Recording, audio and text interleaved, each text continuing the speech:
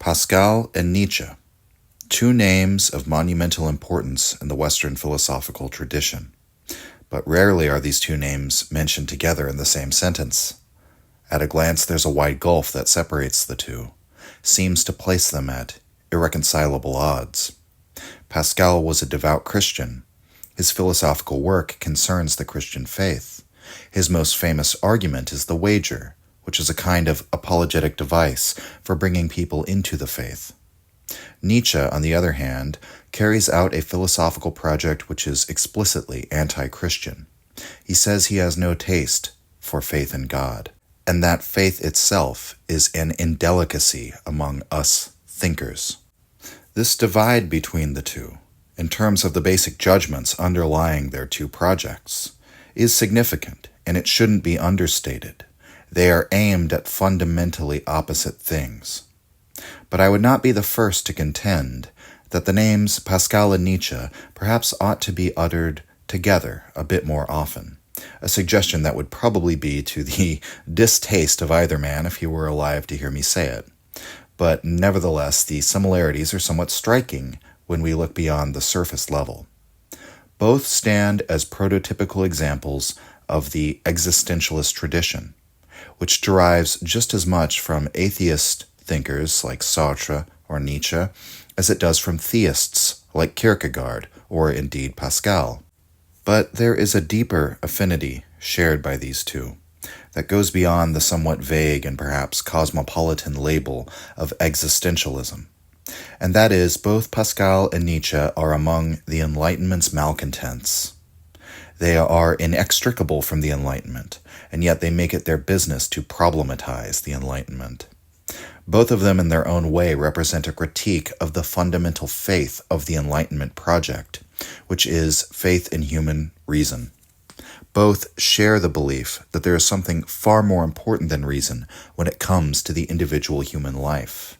And both actually come to the same conclusions regarding what this is, because both Pascal and Nietzsche would agree that will is far more important than intellect. Pascal writes, quote, "God wishes to move the will rather than the mind. Perfect clarity would help the mind and harm the will." End quote. That type of argument is directed against those who would critique the Christian faith for being unreasonable, but it's directed equally as much against those who want to make their Christian faith into something rational, into something which can be demonstrated by dispassionate reason. For Pascal, just as with Nietzsche, will stands above the intellect. And for Pascal, this is what a loving God would move, rather than the mind. In Daybreak, Nietzsche says that Pascal is, quote, "the greatest of all Christians in his combination of ardor, intellect, and honesty," end quote. And yet, in addition to these kind words, Nietzsche criticizes Pascal unceasingly in this work. He uses him as a stand-in for the Christian apologists throughout the centuries. So Nietzsche's relationship to Pascal cannot be neatly fit into the category of either a rejection or an embrace. As with most of the figures for whom Nietzsche has the highest regard, the relationship is a bit more complicated. Pascal, like Nietzsche, was a sickly man who died early and who spent his life in a struggle with the problem of suffering. Neither Pascal nor Nietzsche encountered the suffering of the human condition as something abstract. Rather, it characterized their very lives. In both cases, another strange coincidence is that they both suffered from a lifelong health condition that to this day remains somewhat mysterious. If you look into most sources about Pascal's life, they'll say he suffered from ill health. But the nature of Pascal's disease is still unknown. It seems to be responsible for his early death and for his inability to complete his magnum opus. Pascal experienced seizures, as well as headaches, stomach problems. All of that should sound rather familiar if you know about Nietzsche's illness. I found one study that theorized that Pascal's exposure to mercury fumes during his scientific research may have been the cause, but as with Nietzsche, we can't say for certain. Another strange similarity is that Psychological illness was bound up with physical illness. Pascal lived with what can only be described as manic depression throughout his whole life. This state of physical and psychological tension is the backdrop against which his major philosophical work is produced, the Pensées. Before we discuss that work, we'll consider the backdrop of Pascal's life. In the 17th century, the Enlightenment project is in its infancy. There are scientific revolutions underway, and the scientific method itself had proven to be immensely powerful in helping man to discern the truths of the natural world. And this raised the question as to whether this same method might be applied to questions of governance, or ethics, or even faith. What if human reason, when applied methodically, rigorously, could determine not just truths about the natural world, but truths about how man ought to live, what man's highest virtues ought to be? Among those who heralded the arrival of the Enlightenment were Descartes, the French rationalist, and Bacon, his British empiricist counterpart. Bacon was a promoter of the scientific method. Descartes promoted his methodology of doubt. What you could say poetically Descartes was doing there was applying the scientific method to philosophical thought. For Descartes, it's not enough for us to rest our belief in Christianity on faith, even though Descartes' meditations are intended as a defense of his faith. Rather, he says, the infidels would simply accuse us of reasoning in a circle if we merely appeal to our own faith in the Bible in order to justify the correctness of the Bible. No, we must take seriously any doubt that we have, and any doubt that might be raised by others, and muster an argument in order to address that doubt. God did not give us our reason so that it could go unused. One possible antecedent of somebody like Descartes is Raymond Sebon, the Christian apologist who comes out of the scholastic tradition, who attempted to provide reasoned arguments for the truth of Christianity in his work Theologica Naturalis. Sebon is mostly significant to us today because he is the subject of Montaigne's long essay, Apology on Behalf of Raymond Sebon, in which Montaigne superficially agrees with Sebon, while in terms of the substance of his arguments, he's eviscerating everything that Sebon puts forward. But Sebon is a perfect example of the kind of Christianity that Pascal would assert has gone astray. Because the entire impulse to prove one's faith by reason is a capitulation to those values that underlie the Enlightenment. To demand that one's values, one's deeply held beliefs, their most sincere convictions, become rational, scientific, geometric even. But this is a kind of absolute certainty that, as we all know, is something we cannot really have in this life with our finite human minds. And so Pascal, therefore, differs sharply from those types of Christians such as Descartes or Sebon, who would attempt to argue for their faith, who would attempt to use the scientific method or philosophical introspection in order to seek intellectual certainty, to serve as a basis for their faith. Because the reason why I would say that this is absurd to Pascal is that he senses that at the end of this road, at the end of the process of making all of your beliefs reasonable, Christianity is going to have to go. It's going to get tossed out too at the end of this process. And so you can't claim to defend Christianity by means of the Enlightenment faith and the value of human reason, because that project will inevitably end with the death of Christianity. And this is another way in which we find Pascal shares a kind of sensibility with Nietzsche. We might say that Pascal sees the death of God coming a couple of centuries before Nietzsche does. Nietzsche, of course, announces the death of God as something that has already happened, but which has not been comprehended or maybe not even perceived by those around him. For Pascal, writing before the event, it's not a certainty, but rather a terrible if. That is to say, if you go down this path, then one day, for Europe, God will be dead. And accordingly, Pascal is unwilling to go down that road. He's a figure who arrives just at the birth of the Enlightenment, but who sees this whole process not as progress, but a problem. So Blaise Pascal is born in Clermont in 1623. His father was a judge in the tax courts, a kind of tax collector assessor of the time. Pascal's mother died when he was only 3 years old, and the family moved to Paris. He was educated at home by his father, and from all accounts, Pascal was a very gifted young man. He would grow up to be a polymath, a master of many subjects, including mathematics, physics, and many would say philosophy. Famously, at the age of 18, to help his father with the tedious calculations that his father had to do by hand as a demand of his job, the young Pascal created a calculator. This is sometimes called the Pascaline, or Pascal's computer. It worked mechanistically with interlocking gears, and it could perform addition and subtraction, and it could also do multiplication by means of repeated adding.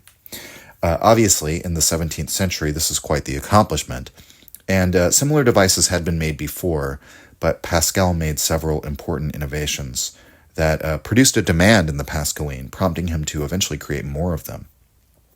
Pascal's family would undergo a conversion around the year 1646. There was a new movement within the Catholic faith called Jansenism. Pascal, with the rest of his family, became a Jansenist, and in fact, his Provincial Letters, which is one of the extant works of Pascal's, it represents a defense of Jansenism against its critics. That's the context of that work. As for what Jansenism is, we have to understand what era of the Catholic Church that this is, and the theological landscape as it stood in Europe at that time. In the mid-17th century, we're already well into the time of the Protestant Reformation. There are, in addition to Lutherans, other sects around, such as the Calvinists, and in 1648, the Peace of Westphalia is signed, putting an end to the 30 Years' War that had ravaged the Holy Roman Empire. This is just 2 years after Pascal's family converts to Jansenism, but it kind of shows you at what point the zeitgeist is at, because that moment represented a wider peace towards the Catholics and Protestants in Europe, that Europe was moving in that direction. And meanwhile, as a kind of response to the Reformation, the Jesuits had come to prominence within the Catholic Church. The Jesuits preached a doctrine called casuistry, and to vastly oversimplify things, casuistry inclines one to ends justify the means type thinking. At least that's how their critics, like the Jansenists, would have categorized it. The Jesuits are prodigious missionaries. They gain great favor among the upper echelons of the church. And so the Jansenists can be seen as a kind of response to the Jesuits. Many have compared them to Protestant sects insofar as they held the position that God's grace was irresistible. In Christian theology, man is sinful and wayward from the will of God, so man needs grace in order to overcome himself. How does one obtain the grace of God? Well, the Catholic position on this, and this is a very strong dogma in the Catholic Church, is that man has free will. Man must voluntarily ask for the grace of God, take the Holy Sacrament, the communion, and thus be open to receiving the grace of God, and seek it out, make a free choice, a voluntary choice to take it, and then you will receive it. Their main difference with the Calvinists is that the Calvinists believe that God elects some people to be saved and decides that the rest will be damned, and mankind has no choice in the matter.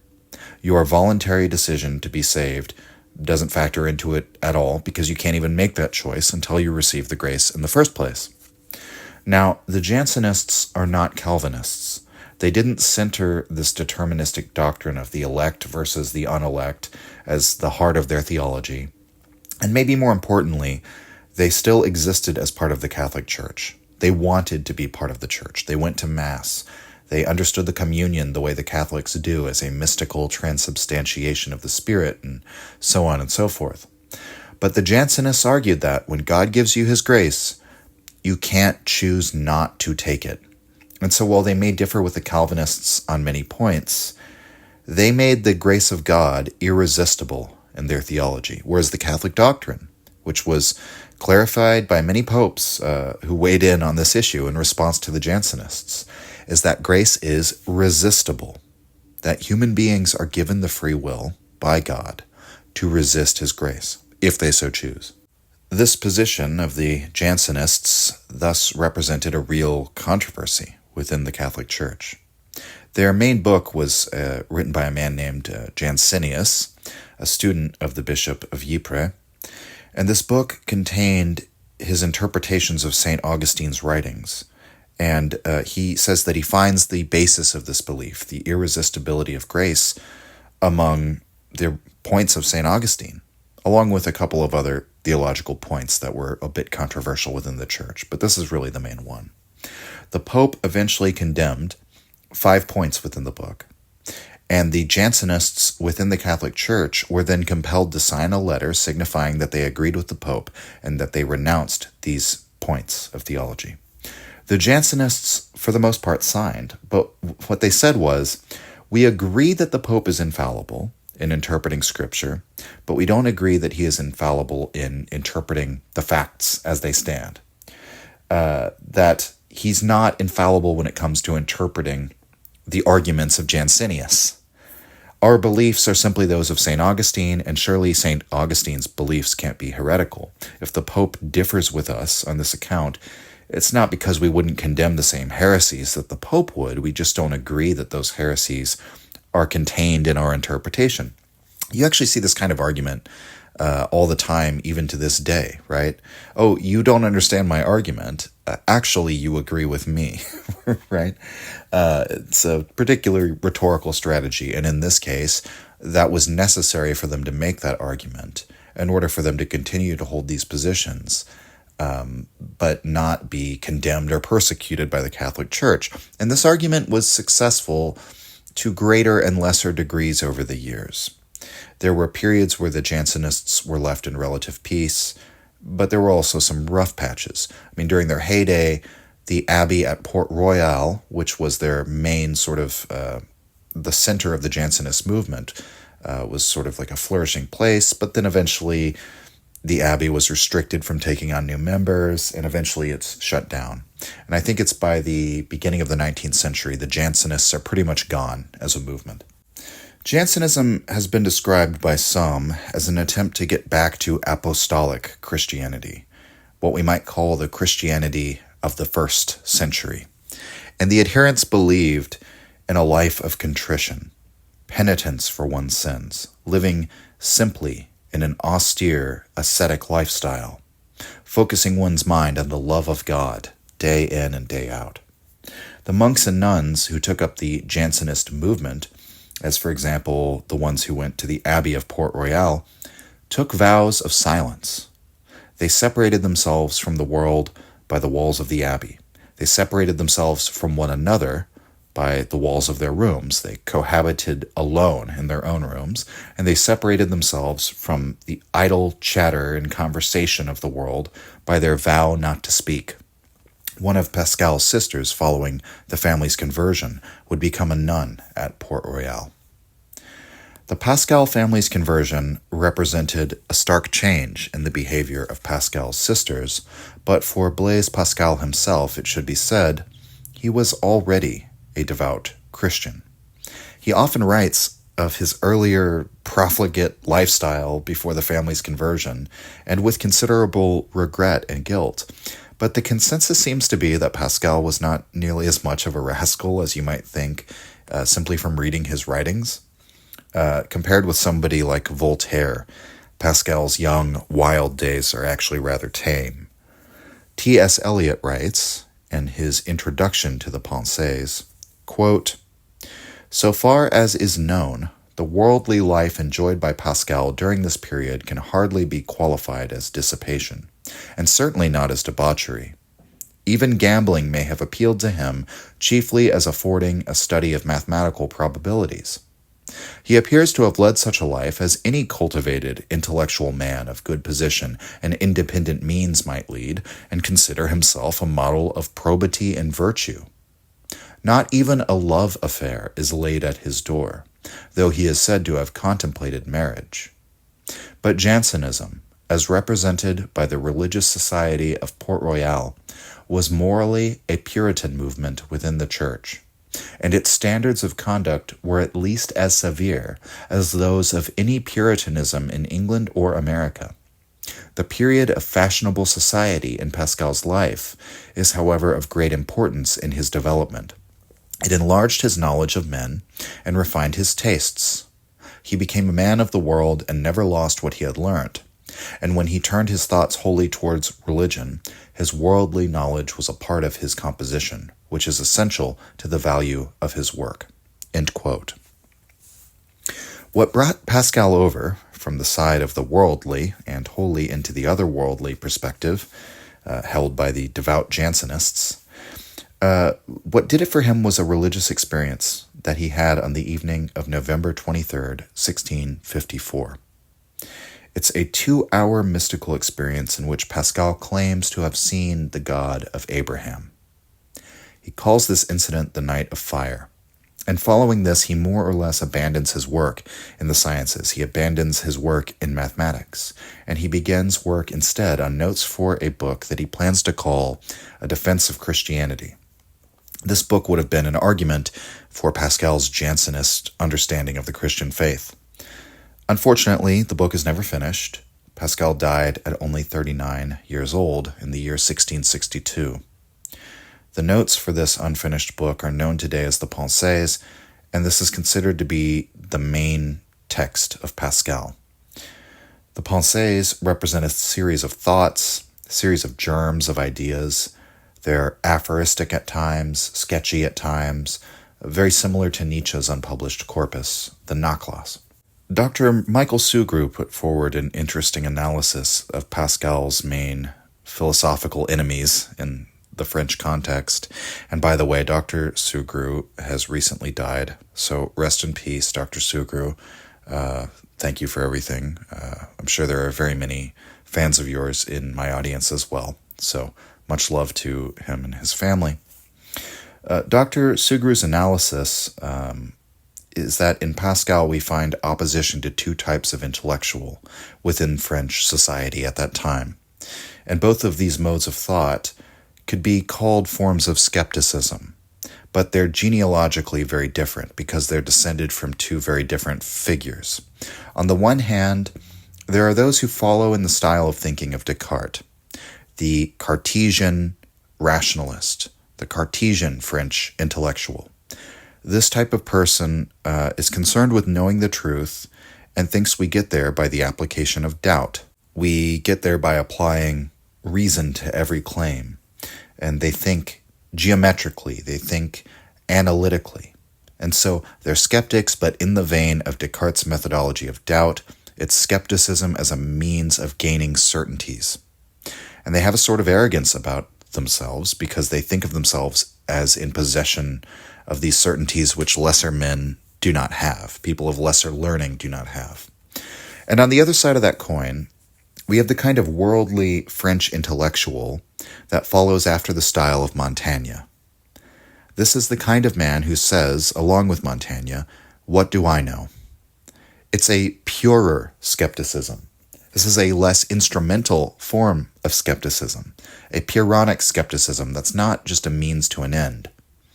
Pascal's problem with this mode of thought is that this represents a different kind of arrogance.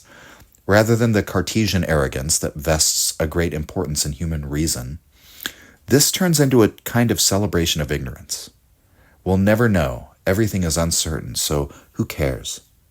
Pascal's feeling is that the sentiments of Montaigne represent a kind of nihilism. Universal skepticism is simply a more complete surrender to that insatiable will to truth that undergirds the Enlightenment, which drives this Enlightenment project, and which inevitably ends, therefore, with the destruction of all faith. That's what this universal skepticism represents.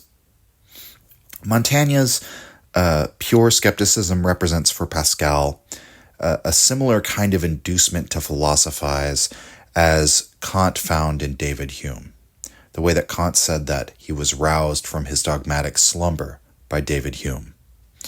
Will Durant writes, quote, "Pascal went almost insane trying to salvage his faith from Montaigne's questionings, end quote. And further in the same passage, Durant continues, quote, "There is something paralyzing in universal skepticism. We are more deeply moved by Pascal's desperate attempts to save his faith from Montaigne than by Montaigne's willingness to have no faith at all." End quote. There is something compelling in that aspect of Pascal, that he has this struggle with doubt, and it's not something that he externalizes and projects as being the fault of Montaigne.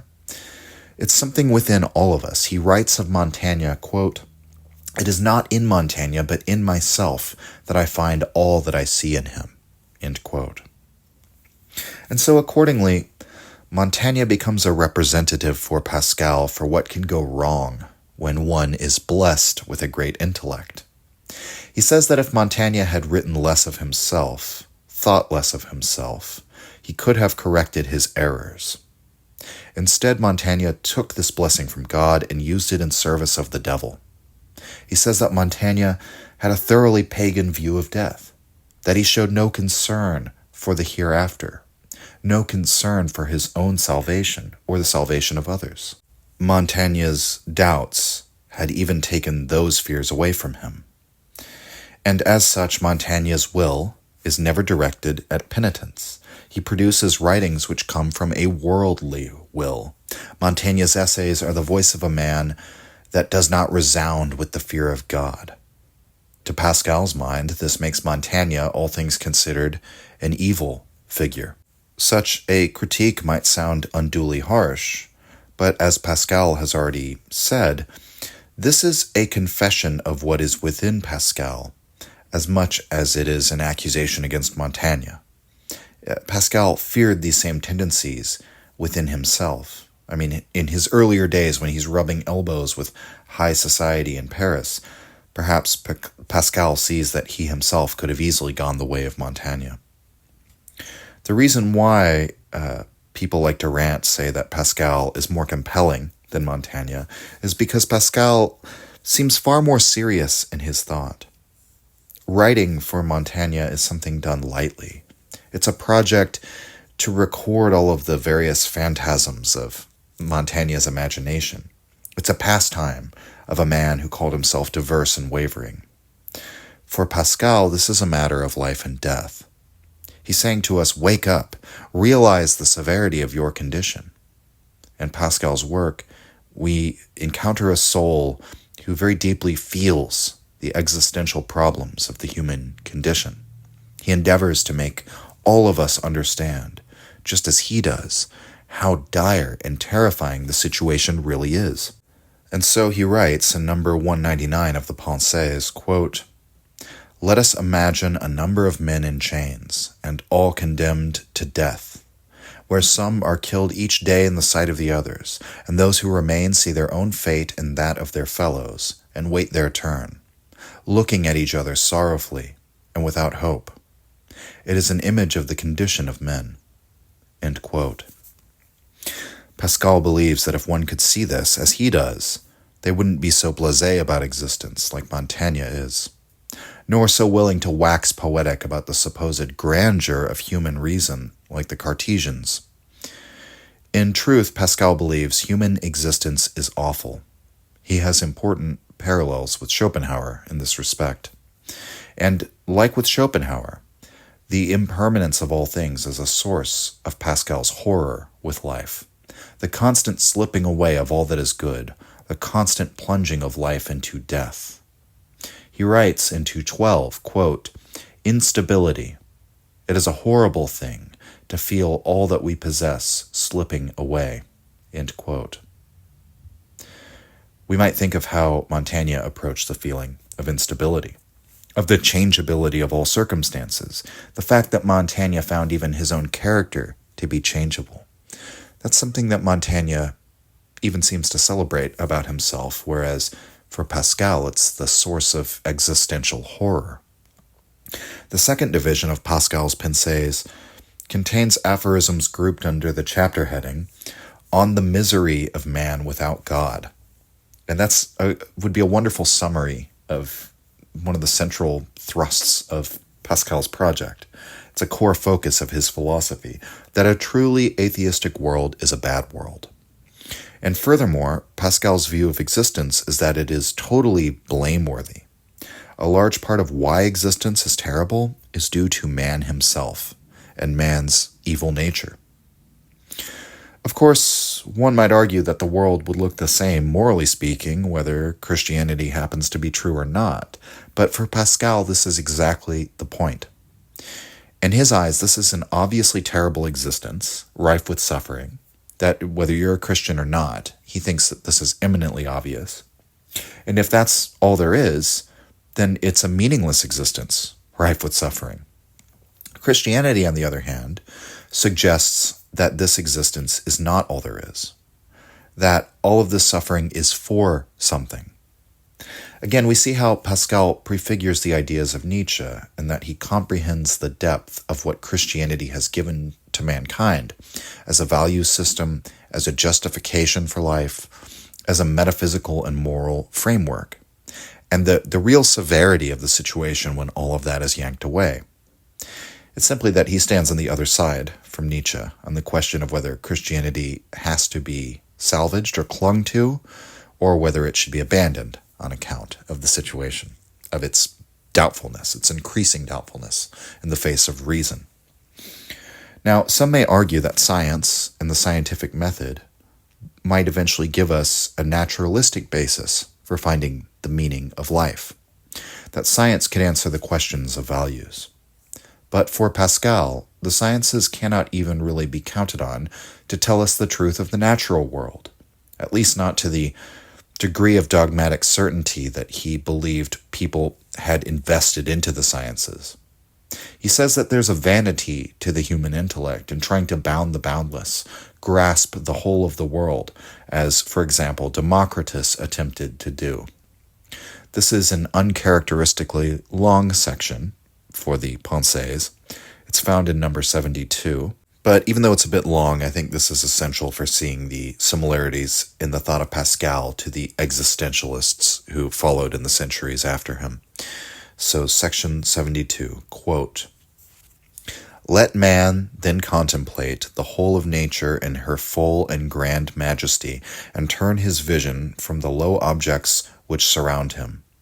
Let him gaze on that brilliant light set like an eternal lamp to illumine the universe. Let the earth appear to him a point in comparison with the vast circle described by the sun. And let him wonder at the fact that this vast circle is itself but a very fine point in comparison with that described by the stars in their revolution round the firmament. But if our view be arrested there, let our imagination pass beyond. It will sooner exhaust the power of conception than nature that of supplying material for conception. The whole visible world is only an imperceptible atom in the ample bosom of nature. No idea approaches it. We may enlarge our conceptions beyond all imaginable space. We only produce atoms in comparison with the reality of things. It is an infinite sphere, the center of which is everywhere, the circumference nowhere. In short, it is the greatest sensible mark of the almighty power of God that imagination loses itself in that thought. Returning to himself, let man consider what he is in comparison with all existence. Let him regard himself as lost in this remote corner of nature, and from the little cell in which he finds himself lodged, I mean the universe, let him estimate at their true value the earth, kingdoms, cities, and himself. What is a man in the infinite? But to show him another prodigy equally astonishing, let him examine the most delicate thing he knows. Let a mite be given him, with its minute body and parts incomparably more minute. Limbs with their joints, veins in the limbs, blood in the veins, humors in the blood, drops in the humors, vapors in the drops. Dividing these last things again, let him exhaust his powers of conception, and let the last object at which he can arrive be now that of our discourse. Perhaps he will think that here is the smallest point in nature. I will let him see therein a new abyss. I will paint for him not only the visible universe, but all that he can conceive of nature's immensity in the womb of this abridged atom. Let him see therein an infinity of universes, each of which has its firmament, its planets, its earth in the same proportion as in the visible world. In each earth animals, and in the last mites, in which he will find again all that the first had, finding still in these others the same thing without end and without cessation. Let him lose himself in wonders as amazing in their littleness as the others in their vastness. For who will not be astounded at the fact that our body, which a little while ago was imperceptible in the universe, itself imperceptible in the bosom of the whole, is now a colossus, a world, or rather a whole in respect of the nothingness which we cannot reach? He who regards himself in this light will be afraid of himself, and observing himself sustained in the body given him by nature between those two abysses of the infinite and nothing, will tremble at the sight of these marvels. And I think that, as his curiosity changes into admiration, he will be more disposed to contemplate them in silence than to examine them with presumption. For what in fact is man in nature? A nothing in comparison with the infinite, an all in comparison with nothing, a mean between nothing and everything. Since he is infinitely removed from comprehending the extremes, the end of things and their beginnings are hopelessly hidden from him in an impenetrable secret. He is equally incapable of seeing the nothing from which he was made and the infinite in which he is swallowed up." End quote. And then further down in the passage, Pascal continues, quote, "If man made himself the first object of study, he would see how incapable he is of going further. How can a part know the whole? But he may perhaps aspire to know at least the parts to which he bears some proportion. But the parts of the world are also related and linked to one another, that I believe it impossible to know one without the other and without the whole. Man, for instance, is related to all he knows. He needs a place wherein to abide, time through which to live, motion in order to live, elements to compose him, warmth and food to nourish him, air to breathe. He sees light, he feels bodies. In short, he is in a dependent alliance with everything.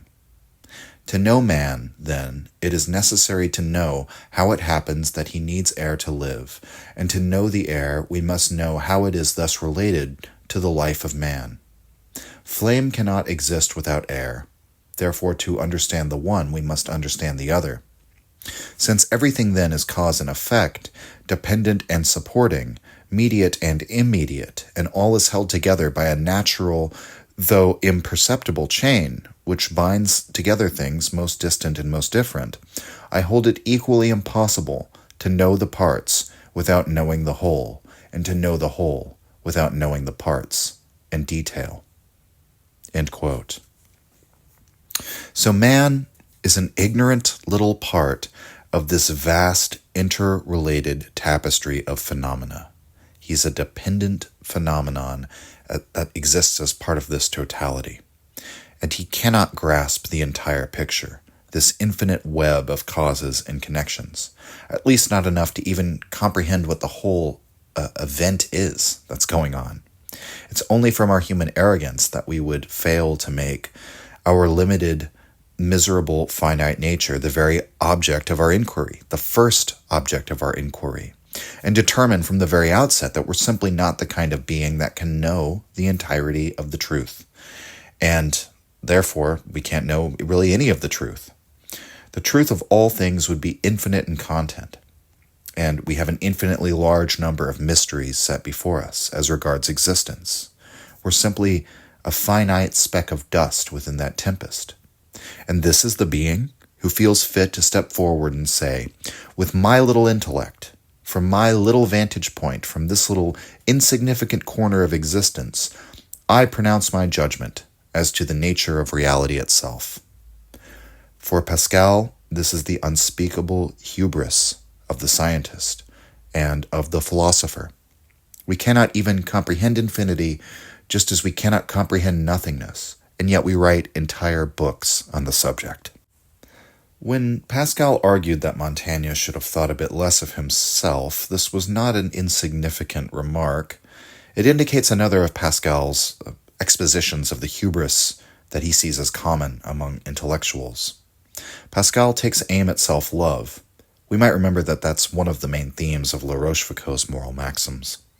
And he argues that self-love is nothing more than a ridiculous farce. Pascal argues that. Now, La Rochefoucauld's meaning in suggesting that self-love was at the center of all human actions, his intention there was not to exalt self-love, to exalt vanity as if it were necessarily a good thing.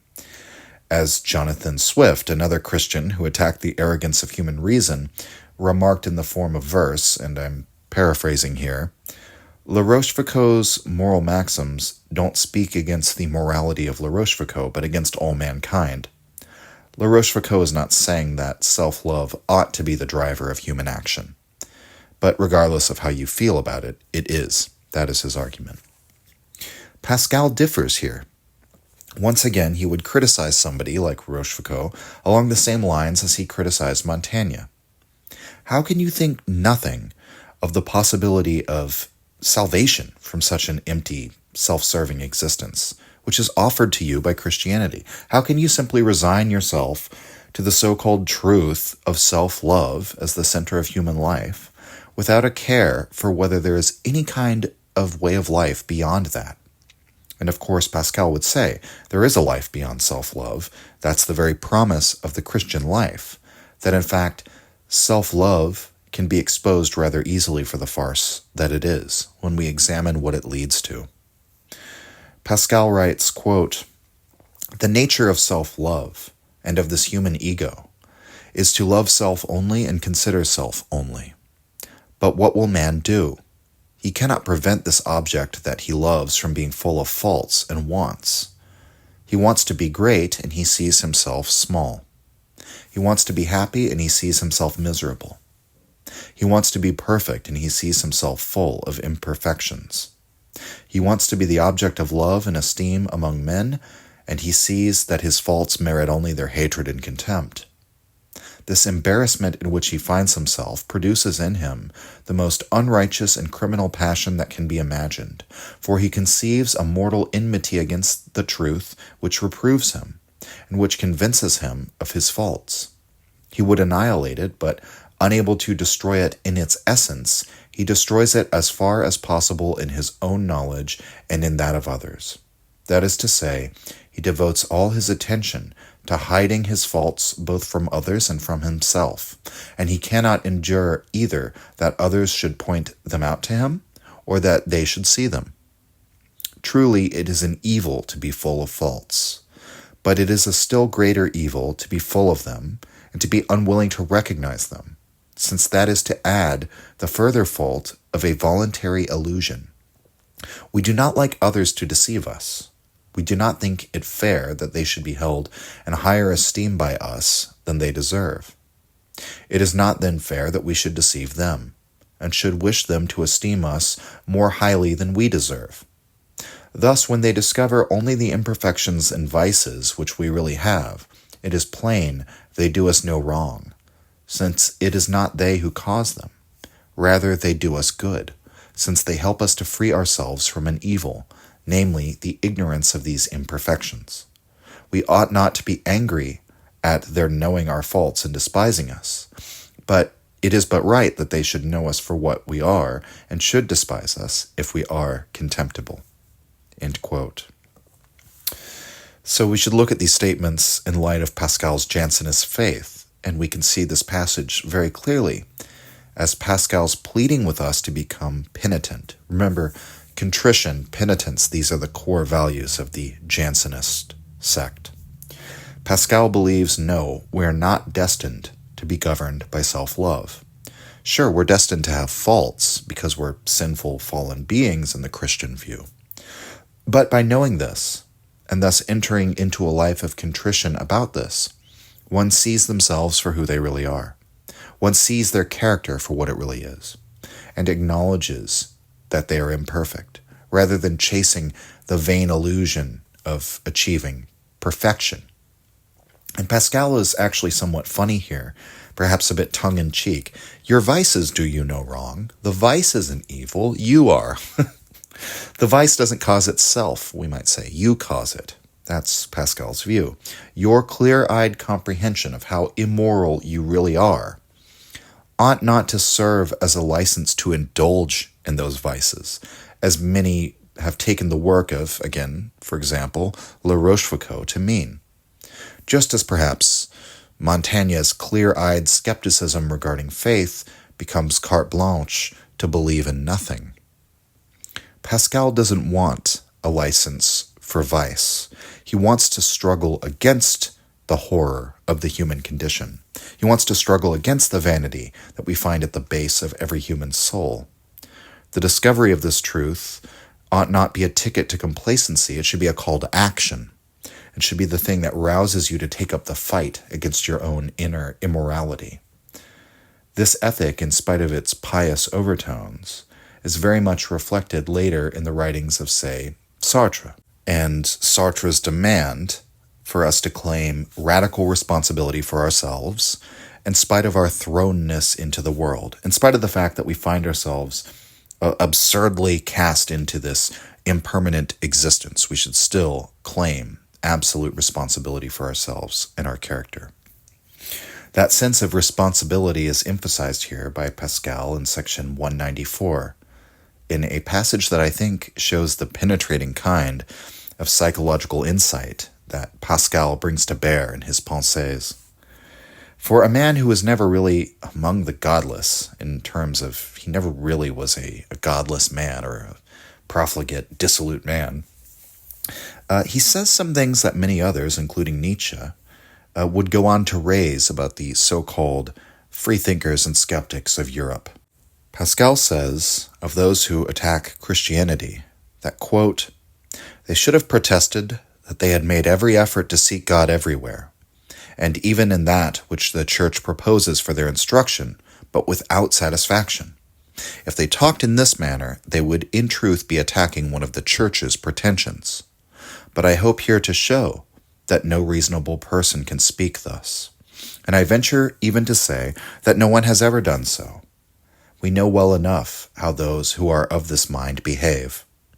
They believe they have made great efforts for their instruction when they have spent a few hours in reading some book of Scripture and have questioned some priest on the truths of the faith.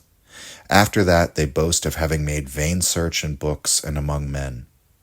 But verily I will tell them what I have often said, that this negligence is insufferable. We are not here concerned with the trifling interests of some stranger, that we should treat it in this fashion. The matter concerns ourselves and our all. The immortality of the soul is a matter which is of so great consequence to us, and which touches us so profoundly, that we must have lost all feeling to be indifferent as to knowing what it is. All our actions and thoughts must take such different courses according as there are or are not eternal joys to hope for, that it is impossible to take one step with sense and judgment unless we regulate our course by our view of this point, which ought to be our ultimate end. Thus our first interest and our first duty is to enlighten ourselves in this subject, whereon depends all our conduct.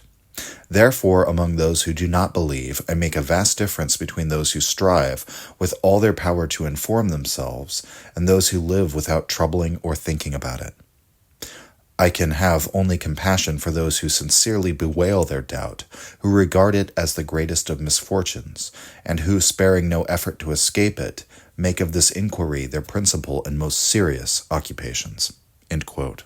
So, the reason why I say that Pascal's insights cut deep here, I think we all have this impulse within ourselves that is very human, all too human, to act dismissively or negligently in our intellectual duties towards those ideologies or philosophies or religions with which we do not agree and have already categorized in some box, to which we've given some label which gives permission to ourselves not to look into it any further. You may be familiar with all these types of phrases that we say to ourselves and to others. That's just a bunch of postmodernist drivel, or that's religious bunk, or that's a right-wing talking point, and so on and so on. To the extent that the issue at hand is of real importance, however, and Pascal argues the immortality of one's soul would be of the most importance, since whether your existence is finite or infinite would seem to be a fairly important thing to know, which I think understates the case significantly. Either possibility would seem to have dire consequences. I mean, suppose you were mistaken and believed your existence to be finite when in actuality it is infinite. Shouldn't you take this issue more seriously? These are the kinds of ruminations of the soul of Pascal speaking to us here. These are the ruminations of a man who took his spiritual struggles very seriously and desired above all to make everyone around him just as concerned with these possibilities. Speaking of possibility, Pascal, as we mentioned, is known for his work in the field of probability, the field that concerns itself with predicting from among all the possibilities which one is most probable. And from his work in probability theory, there is a clear influence on his most famous idea, Pascal's wager. The wager, in some sense, is an extremely simple concept. It reframes the argument for belief into the form of a choice one makes regarding their own happiness and their own well-being, apart from any kind of logical or theological proof. Pascal takes the question of belief or unbelief in God away from any theological debate. He takes it away from all of the debates taking place within the philosophy of religion. This is why Deleuze says that it's useless to ask whether Pascal's wager has a theological character, because it plainly does not. Pascal's wager is not concerned one bit with appealing to philosophical arguments or with presenting empirical evidence. Pascal does appeal to our reason in the course of the wager, but he does so not on the basis of demonstrating that the position God exists is correct. His argument is a mathematical proof, but it's not a proof of God. And in this respect, that makes Pascal's form of apologetics rather innovative in some ways. In some sense, the very thing that Pascal is trying to criticize, you could say, was the fact that people were looking for these rational proofs of the existence of God. And so he gives us a rational proof, but it's not of the existence of God. He's providing an alternative language for the faithful to speak, and it begins with this very reframing of the issue. So in section 233, Pascal gives us the justification for his wager.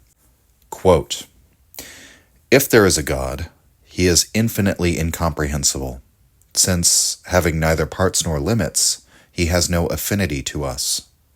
We are then incapable of knowing either what he is or if he is. This being so, who will dare to undertake the decision of the question? Not we, who have no affinity to him. Who then will blame Christians for not being able to give a reason for their belief, since they profess a religion for which they cannot give a reason? They declare, in expounding it to the world, that it is a foolishness, and then you complain that they do not prove it. If they proved it, they would not keep their word. It is in lacking proofs that they are not lacking in sense. Yes, but although this excuses those who offer it as such, and takes away from them the blame of putting it forward without reason, it does not excuse those who receive it. Let us then examine this point and say, God is or he is not. But to which side shall we incline? Reason can decide nothing here. There is an infinite chaos which separates us. A game is being played at the extremity of this infinite distance, where heads or tails will turn up. What will you wager? According to reason, you can do neither the one thing nor the other. According to reason, you can defend neither of the propositions." End quote. This prelude to the wager is very important. I think it sheds light on why the language of gambling is even introduced into Christian apologetics by Pascal, because he describes the situation we're in as humans is that there are only two possibilities: God exists or he does not. There are massive consequences for either possibility, and you have to make this choice in ignorance. So it's a bet, it's a gamble. It's a choice that one makes without having any certainty of the outcome, and reason cannot help you in this. You cannot intercede with reason to get out of having to make the bet. And so for the young Pascal, if T.S. Eliot was correct, and gambling was just a manifestation of his mathematical interest in probabilities, we should note Pascal is taking that same interest and he's turning it towards the most important question to him, the question of faith. And so you could see this as his own penance for his past indiscretions, to recognize in gambling something demonstrative of the human condition, that is, that we must place a bet about something of which we have no knowledge. And then he uses this insight for piety instead of for vice, to bring people into the faith, to reject the world instead of for worldly gain. Notice again that while this is not an appeal to philosophical debate, it's not strictly true to say that it's not an appeal to reason.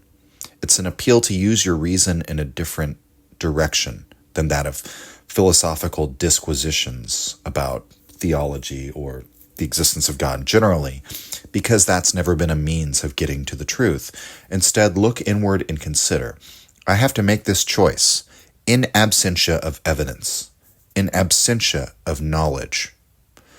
Tough luck. That's life, right? So what choice do you make?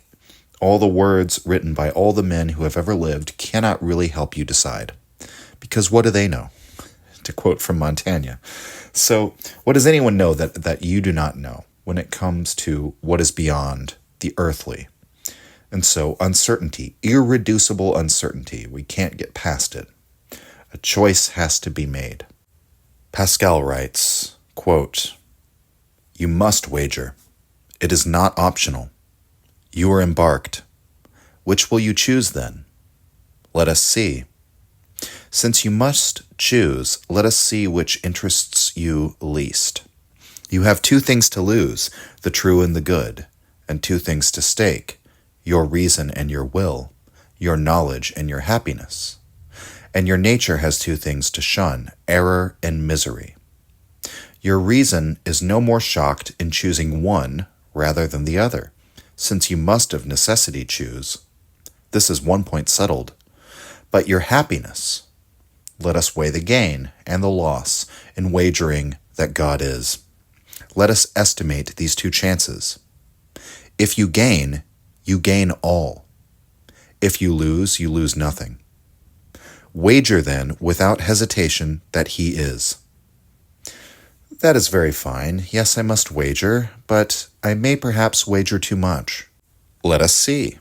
Since there is an equal risk of gain and of loss, if you had only to gain 2 lives instead of 1, you might still wager. But if there were 3 lives to gain, you would have to play, since you are under the necessity of playing, and you would be imprudent, when you are forced to play, not to chance your life to gain 3 at a game where there is an equal risk of loss and gain. But there is an eternity of life and happiness, and this being so, if there were an infinity of chances, of which 1 only would be for you, you would still be right in wagering 1 to win 2, and you would act stupidly being obliged to play by refusing to stake 1 life against 3 at a game in which out of an infinity of chances there is 1 for you, if there were an infinity of an infinitely happy life to gain. But there is here an infinity of an infinitely happy life to gain, a chance of gain against a finite number of chances of loss. And what you stake is finite. It is all divided. Wherever the infinite is, and there is not an infinity of chances of loss against that of gain, there is no time to hesitate. You must give all. And thus, when one is forced to play, he must renounce reason to preserve his life, rather than risk it for infinite gain, as likely to happen as the loss of nothingness. For it is no use to say, it is uncertain if we will gain, and it is certain that we risk, and that the infinite distance between the certainty of what is staked and the uncertainty of what will be gained equals the finite good, which is certainly staked against the uncertain infinite. It is not so, as every player stakes a certainty to gain an uncertainty, and yet he stakes a finite certainty to gain a finite uncertainty, without transgressing against reason. There is not an infinite distance between the certainty staked and the uncertainty of the gain. That is untrue. In truth, There is an infinity between the certainty of gain and the certainty of loss. But the uncertainty of the gain is proportioned to the certainty of the stake, according to the proportion of the chances of gain and loss. Hence it comes that, if there are as many risks on one side as on the other, the course is to play even, and then the certainty of the stake is equal to the uncertainty of the gain. So far is it from fact that there is an infinite distance between them. And so our proposition is of infinite force.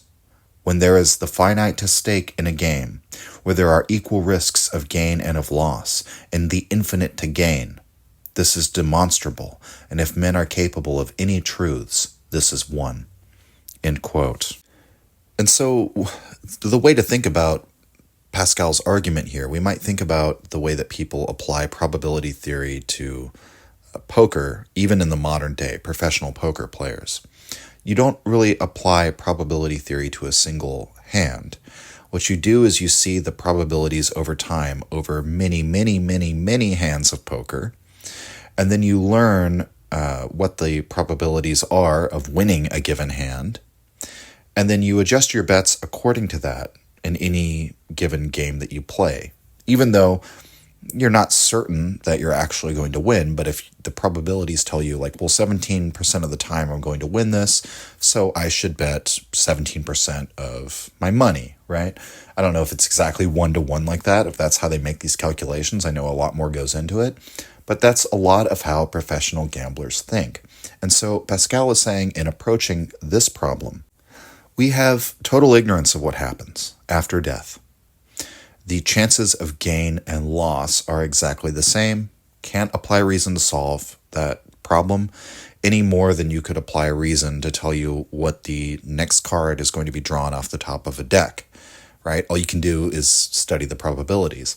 And what he's saying here is that if you're staking a finite stake, if you're placing a finite bet, so he's saying a finite amount of life, right? The thing you're staking is spending the only life that you know you have, which is a finite life.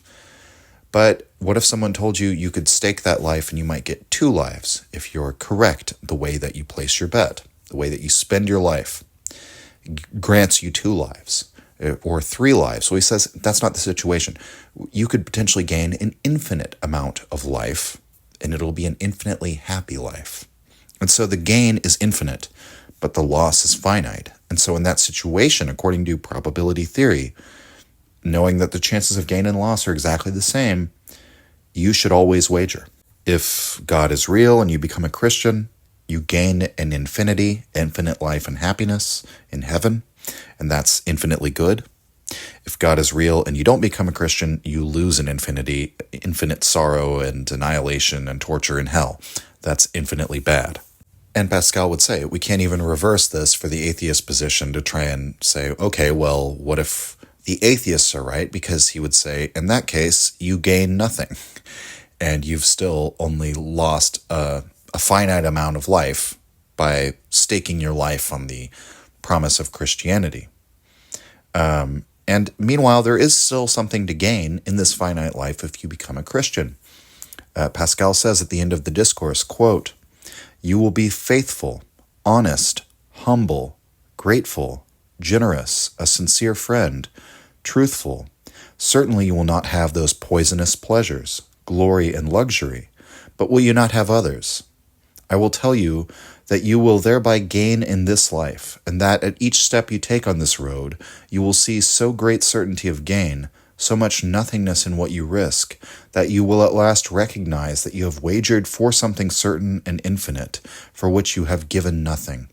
End quote. So, the Christian loses nothing by believing, even if there is no God. What about the unbeliever? Well, here I think it's helpful to consider just how horrible Pascal thinks a mortal existence is if there is no God. And that proposition does a lot of work for him in arguing this. If we truly are these finite beings thrown into an absurd material meat grinder for a few short years of suffering, existing just long enough to experience love and attachment to our friends and family, only to have that all ripped away from us, then life is not worth living. Sentience was a mistake in that case, a maladaptation, Life is something repugnant. So what does the unbeliever really gain?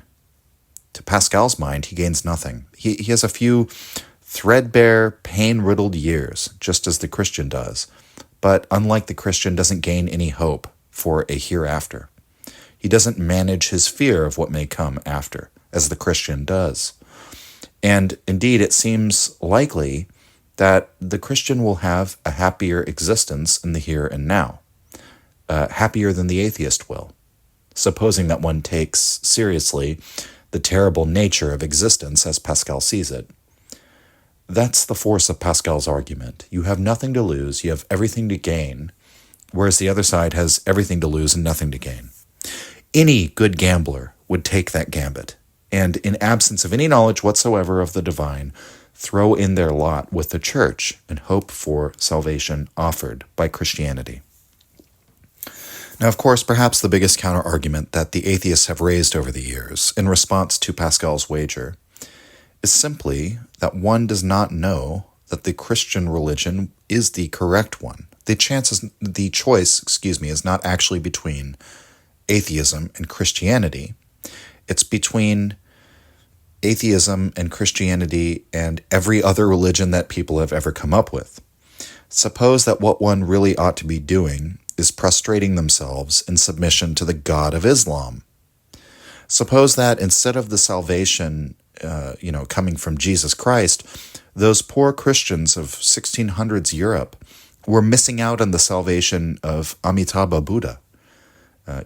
Meanwhile, he's over in the East busily shepherding Mahayana Buddhists into the pure realm where they can achieve salvation, while those misinformed Christians who were convinced by Pascal's wager ended up reborn into samsara again.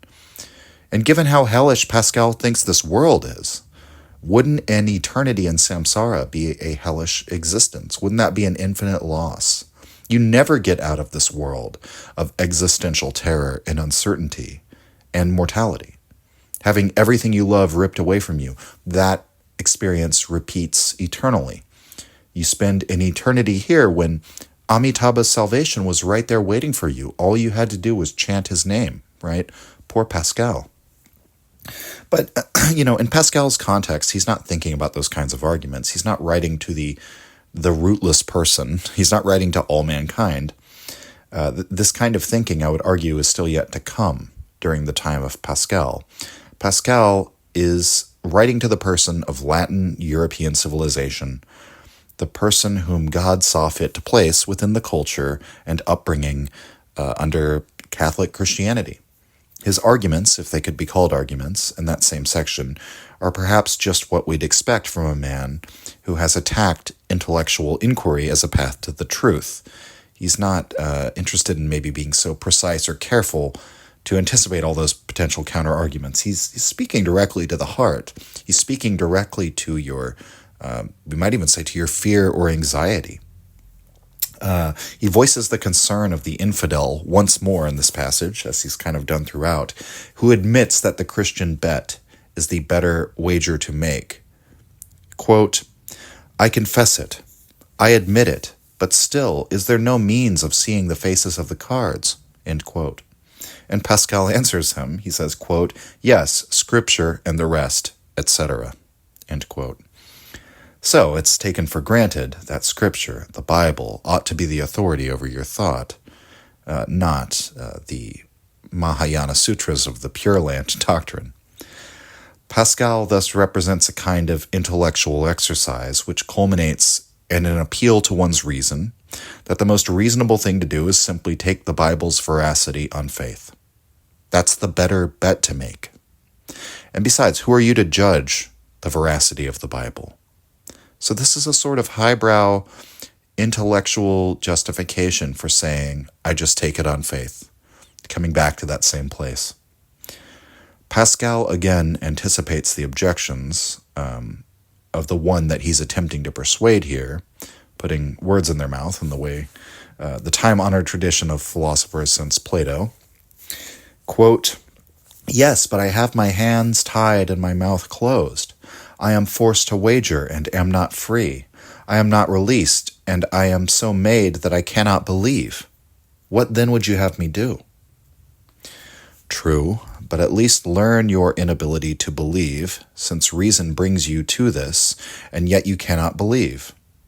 Endeavor then to convince yourself, not by increase of proofs of God, but by the abatement of your passions. You would like to attain faith, and do not know the way. You would like to cure yourself of unbelief, and ask the remedy for it. Learn of those who have been bound like you, and who now stake all their possessions. These are people who know the way which you would follow, and who are cured of an ill of which you would like to be cured. Follow the way by which they began, by acting as if they believed, taking the holy water, having masses said, etc. Even this will naturally make you believe and deaden your acuteness. But this is what I'm afraid of. And why? What have you to lose? But to show you that this leads you there, it is this which will lessen the passions which are your stumbling blocks. End quote. The road to truth, therefore, is not an increase of mathematical proofs, but the sincere desire to conquer one's own passions. Pascal's argument is that we should wage this inner war against the voice that says, but I don't want to be a Christian, and recognize that that is the real thing that's preventing you from conversion, not your oh-so-magnificent human reason, which you know is in truth fallible. And Pascal would insinuate, let's be honest, have you really investigated the claim to the best of your ability, or have you labeled the claim in your mind and then dismissed it as something that doesn't fit with your worldview? And I should say, Pascal's line of argument here is so persuasive, regardless of how philosophically worthwhile we find it. It cuts through to something so powerful in the human condition that Christian apologists use Pascal's wager in different forms even today. It's one of the most familiar apologetics to encounter, and in spite of the fact that online atheists basically created a cottage industry around refuting it, the wager is so powerful emotionally that it doesn't matter. It doesn't matter that it's been quote-unquote logically refuted a million times. Because I think Pascal is broadly correct. This type of calculation is what people are actually doing in their head when they make the leap of faith to believe, to act as though the Bible is real, even though they don't initially think it is. There's this powerful effect that happens where the ritual and the mutual reinforcement of this belief by others and the benefits of having a structured community with shared values and all of this, it produces this effect where people fool themselves into believing. And they do it not because they were convinced of God's existence by logical arguments, by the ontological argument for God or whatever, but because they wagered that even if it isn't true, I might as well believe in it because I have nothing to lose and everything to gain. I think that's how human beings really think in many of the choices that they make regarding religion, metaphysics, and so on. And I think Pascal is therefore very clever for this reason and very revealing about sort of the inner spirit of Christian apologetics. The connection between Pascal and Nietzsche bears examining now in light of our exposition of Pascal's philosophy. I think that many of the criticisms that a Nietzschean could make of Pascal's work are somewhat obvious, especially if you've familiarized yourself with all the material we've covered on the podcast so far.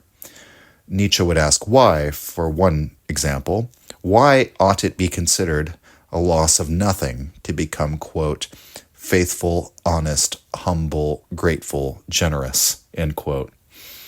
That what lurks behind that description of a certain human character, a certain Christian character, is a desire to turn mankind into a bunch of meek herd animals. That's the true purpose of the Christian doctrine. That's its true project. But again, if you know Nietzsche's anti-Christian ideas very well, you might think, therefore, okay, these criticisms he would make of Pascal are so obvious. Is it really that relevant to go into them and study them? That can kind of obscure the fact that it was through his engagement with Pascal, through a critique of Pascal, that Nietzsche actually comes to those anti-Christian ideas. That's how important Pascal is to the development of Nietzsche's thought. As Brendan Donnellan has pointed out in Nietzsche's book Daybreak, Pascal becomes a central figure for Nietzsche's critique. Many of those obvious differences between Nietzsche and Pascal, that's the thing that helps bring Nietzsche's own psychological analysis into sharper focus. It's by studying Pascal, and particularly the psychology of Pascal, Nietzsche comes to understand the dark foundations of the moral values of Christianity, such as pity. It's where Nietzsche begins to uncover some potentially disturbing consequences of a doctrine such as love thy neighbor as yourself. Nietzsche writes in Daybreak, section 63, entitled Hatred of One's Neighbor, quote, "Supposing that we felt towards our neighbor as he does himself. Schopenhauer calls this compassion, though it would be more correct to call it autopassion, fellow feeling. We should be compelled to hate him, if, like Pascal, he thought himself hateful. And this was probably the general feeling of Pascal regarding mankind, and also that of ancient Christianity." End quote. So what Nietzsche is referring to there can be found in Pascal's remarks in the Pensées that man is inherently hateful. Pascal writes, quote, "All men naturally hate one another," end quote. Very straightforward. Pascal's view is that our original sin makes us deficient when it comes to loving, but naturally inclined to hating.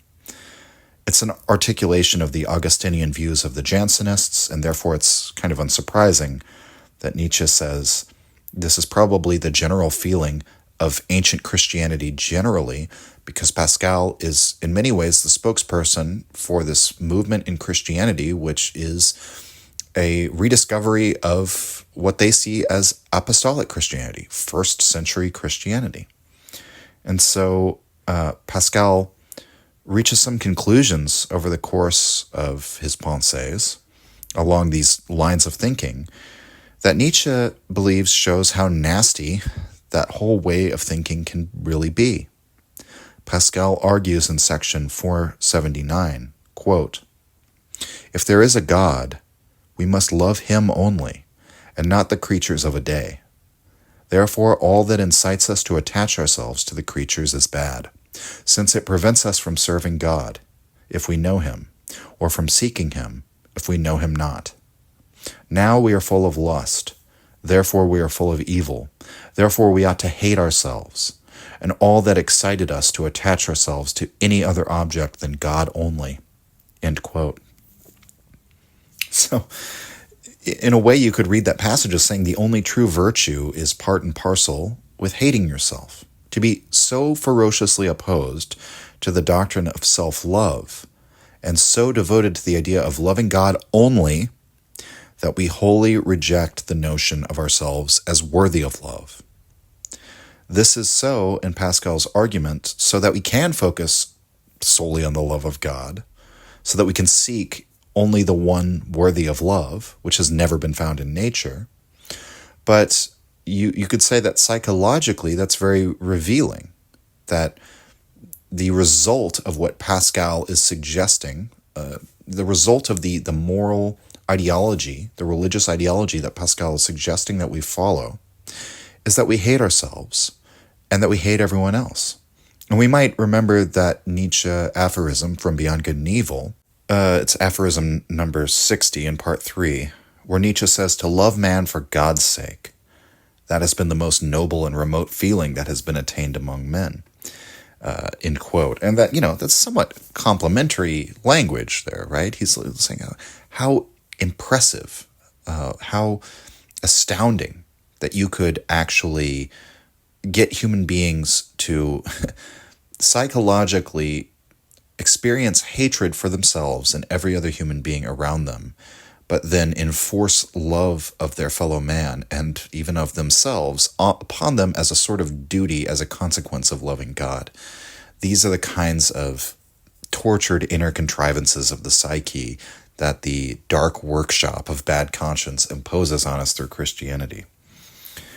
And so we begin to see that Nietzsche's critique of Pascal could be summed up in such a way as to say that Pascal's most compelling claim might be that a serious gambit on the side of Christianity would make life better for us by making us all more kind and loving beings. But that what his religion actually entails and what he actually advocates for is a kind of contempt for all mankind, a kind of universal hatred rather than universal love, that his otherworldly religion always speaks from a hatred of the worldly, his love of God always speaks from a hatred of people. Daybreak number 64, on that aphorism, Nietzsche writes, quote, "The broken-hearted ones. Christianity has the instinct of a hunter for finding out all those who may by hook or by crook be driven to despair. Only a very small number of men can be brought to this despair.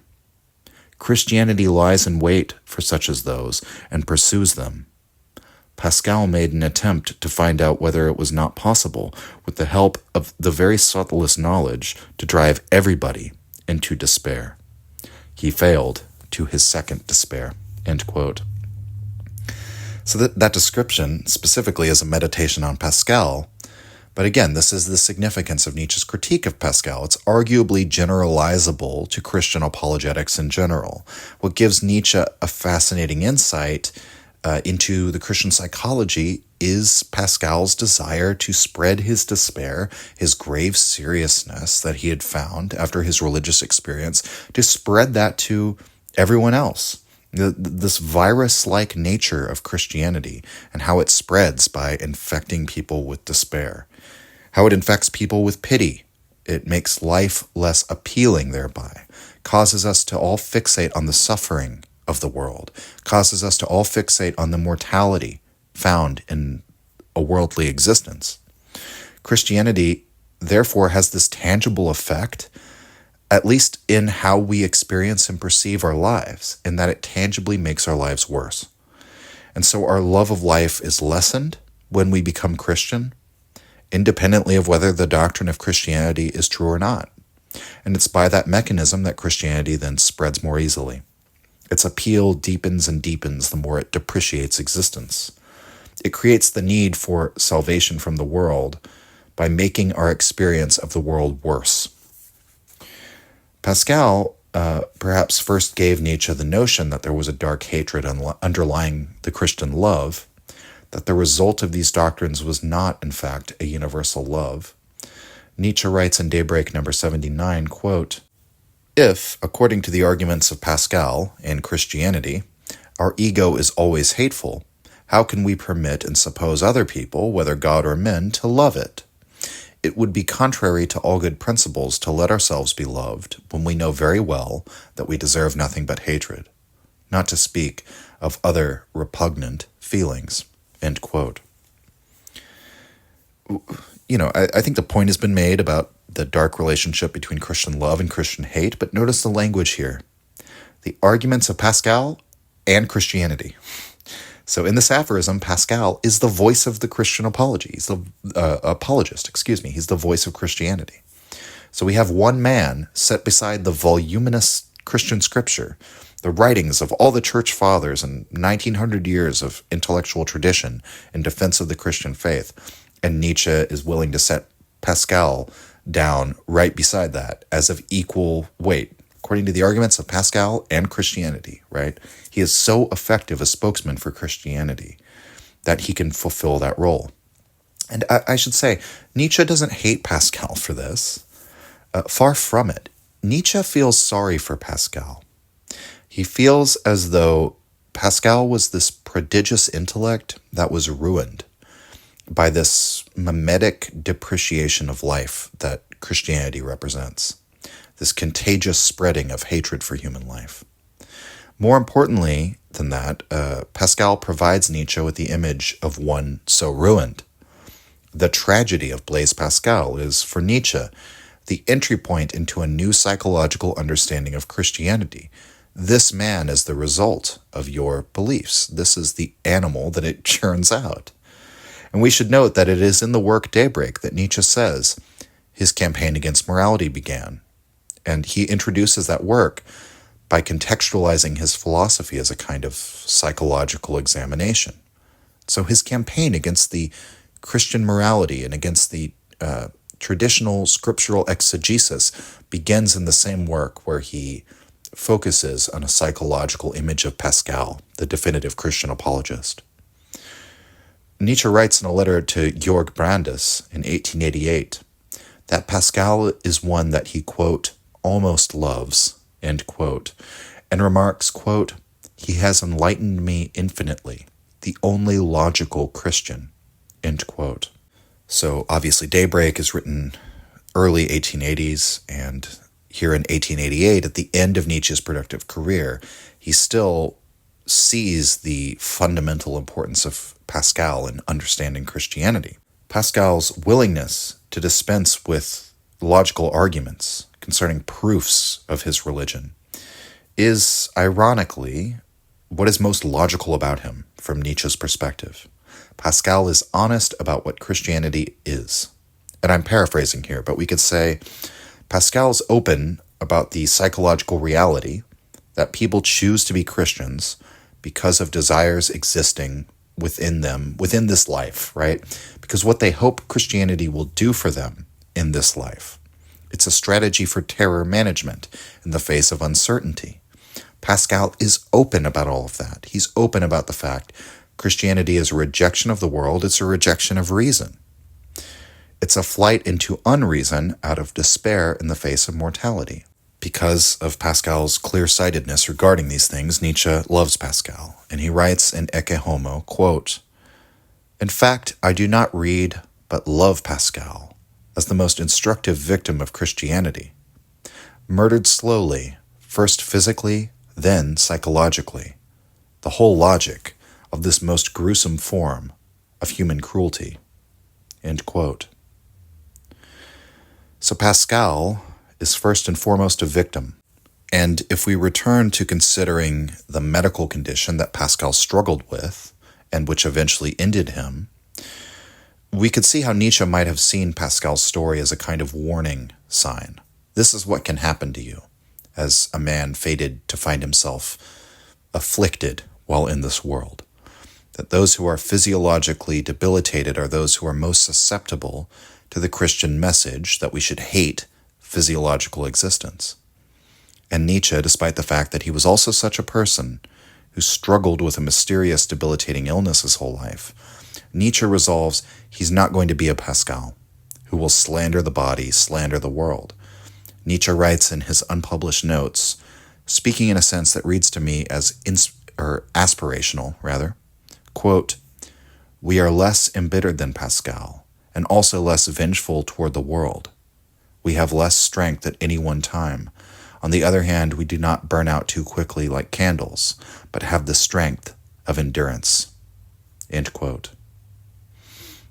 What's more, Nietzsche seems to have even blamed Christianity itself for Pascal's illness and early death. I mean, he writes that bit in Ecce Homo that Christianity murdered Pascal psychologically, but first it murdered him physically. And that's a bit funny to me. It's ironic, albeit it's ironic in a way that Nietzsche couldn't have been aware of. It's ironic to me, I guess, because I've often lambasted those who blame Nietzsche's mental illness on his own philosophy. That, in my view, is an absurd claim and one which denies the physiological root of our ideas about reality, which is one of the most important insights of Nietzsche. But we find in this quote from Ida Overbeck, who knew Nietzsche, that Nietzsche himself made the exact same kind of accusation when it comes to Pascal. Quote, the problem of the relationship between the body and thought in Pascal preoccupied him very much. Already in 1878 or 1879, he was claiming that Pascal's dependence on Christianity could well have wrecked him. End quote. If I were to steelman Nietzsche's argument here in saying that just as Christianity does not replace hatred with love, not in actuality anyway, perhaps Pascal's Christianity didn't actually replace his fear with certainty. It represented a continual inner struggle that Pascal writes of and considers painful. The world and God are said to do battle for our souls, the way a loving parent tries to rip their child out of the arms of would-be abductors. And he writes in section 517, quote, every condition, and even the martyrs, have to fear, according to Scripture. The greatest pain of purgatory is the uncertainty of the judgment. Deus absconditus, end quote. And that means, that last part, God is hidden, which means his judgment on you is uncertain. So Pascal's Christianity doesn't actually mitigate the terror of existence very well. In some ways, it actually heightens it. It places the subject into a worldview in which they're in the hands of a arbitrary, wrathful deity, and given Pascal's lifelong manic depression, perhaps this kind of heightened fear over his soul, this continual fixation day and night, maybe that increased his overall stress. Maybe his cortisol levels were on overdrive for years and years, and maybe that took its toll on his physical body. It is at least possible. This kind of consideration comes out very strongly later in Nietzsche's life, around the time when he was writing Ecce Homo. In this period, he seems almost fixated on Pascal. He writes in a note found in The Will to Power, section 252, dated from late 1887 to early 1888, quote, "One should never forgive Christianity for having destroyed such men as Pascal. One should never cease from combating just this in Christianity, its will to break precisely the strongest and noblest souls," end quote. In fact, both Pascal and Schopenhauer are used by Nietzsche as examples of great people, noble souls, people with a profound intellect, who become infected with the ideology of the masses. In Pascal's case, the Christian doctrine, created for the masses of ordinary people with no such deep, searching existential concerns as Pascal was burdened with. That was who Christianity is for, so to speak. But what happens in that case is that the faith of such a noble person as Pascal, the conviction in this belief, the belief that derives from the common people, it takes on a monstrous aspect when the seed of that belief is planted in the soil of a noble soul like Pascal. It's now in the hands of a more profound person. And what happens in both the cases of Pascal and Schopenhauer is that their commitment goes so far beyond that of the average person. Their commitment to be intellectually consistent and go through to the core of what this belief actually demands and contemplate all of the terrible aspects of it, this simply becomes overwhelming for their psyche. A doctrine whose utility was to turn people into generous, kind, humble herd animals becomes a doctrine in their hands in which all men are called hateful and the world is wholly condemned. But there is a sense in which Nietzsche responds to Pascal not simply as a critic of him. There is a way in which Pascal helps to birth Nietzsche's philosophy, and not by merely providing him with the image of the Christian apologist, beneath which lurks that disturbing hatred of mankind. No, Pascal provides Nietzsche with something valuable. We find this in the Nietzschean idea of the eternal return. Suppose, as Nietzsche does, that the life we live is not fleeting, but itself, in fact, infinite. Here, in the eternal return, Nietzsche raises a very clever objection of his own to Pascal's wager, insofar as he provides a variation on that same theme. It's a variation on the theme as well of the way that people like to counter Pascal's wager, right? Of the possibility of another religion being correct. But in this case, Nietzsche's saying, well, what if my belief here is correct? What if this one life that you live is eternally the truth of your existence? In which case, spending that one life in pursuit of hopes for another world would represent a waste, a life which is not fully lived, but lived as a kind of pale imitation of life, living as though already dead, in a constant state of ascetic penance, depriving oneself of all that life has to offer while living as a solitary, under a vow of silence. Can you imagine how horrible that would be? And that would not be a finite waste, but an infinite one. Your life as a form of living death would be eternal. To employ Pascal's own rhetorical techniques, perhaps the Christian says, but of course that is absurd. How could this material world, this physical world, recur eternally? I mean, how do you know that?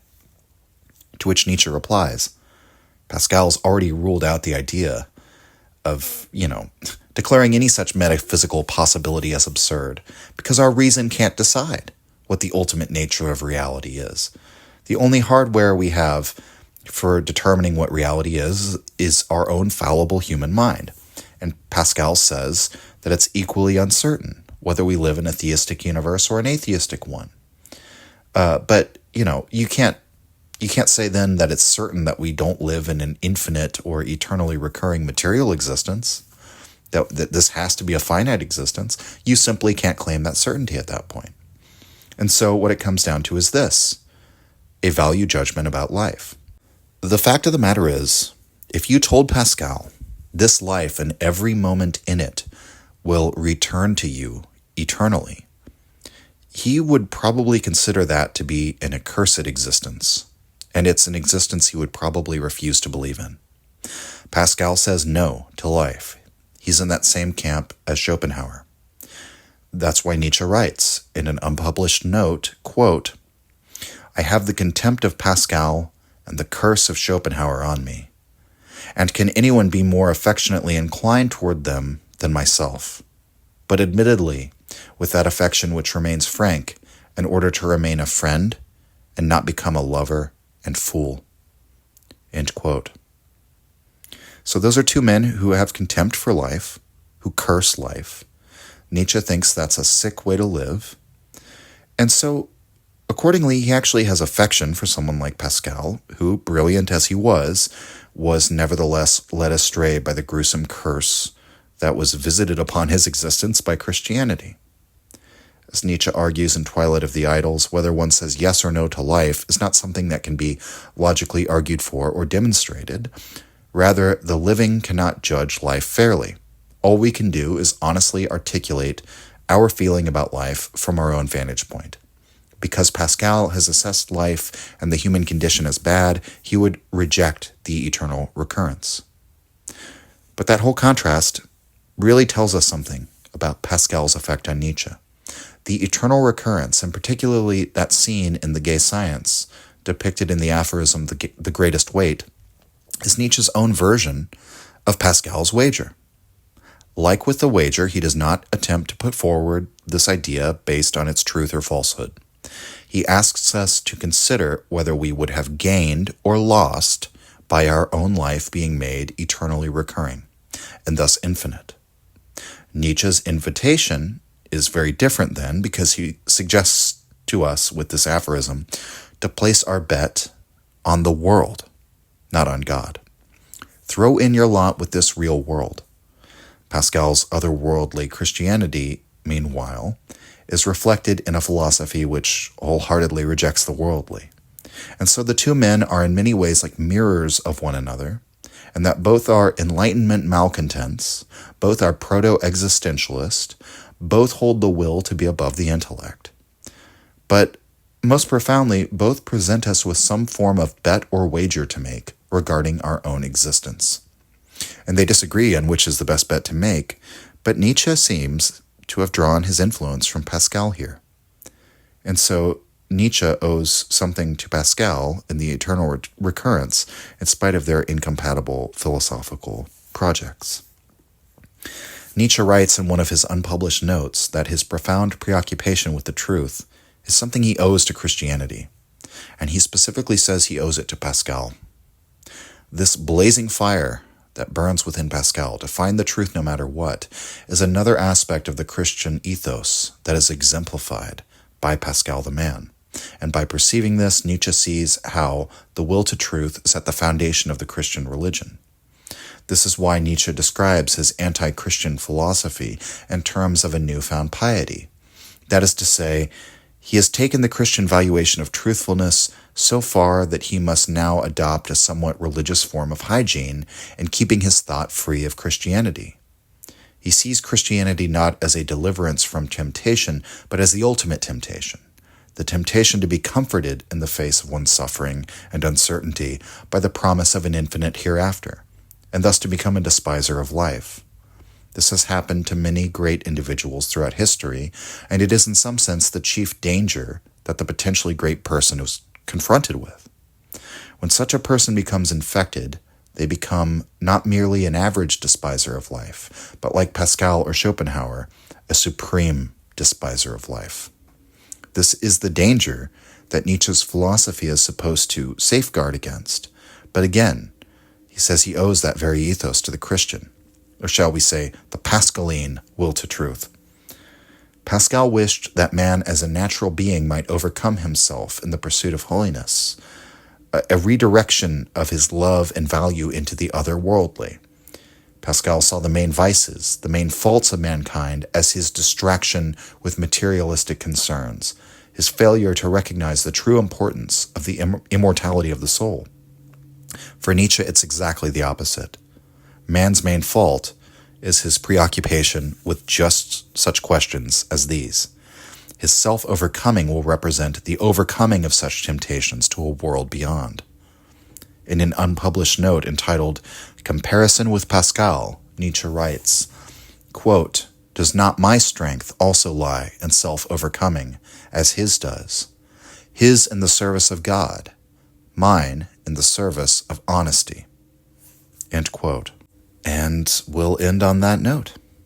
I should say there's actually a great deal more that one could say about the relationship of Nietzsche to Pascal, and I'm going to link to that essay of Brendan Donnellan's in the show notes, which is a very helpful source for me for gathering up quotations. It was a great reference for searching both the work of Nietzsche and Pascal, and I highly recommend you read it if you want to learn more on this topic.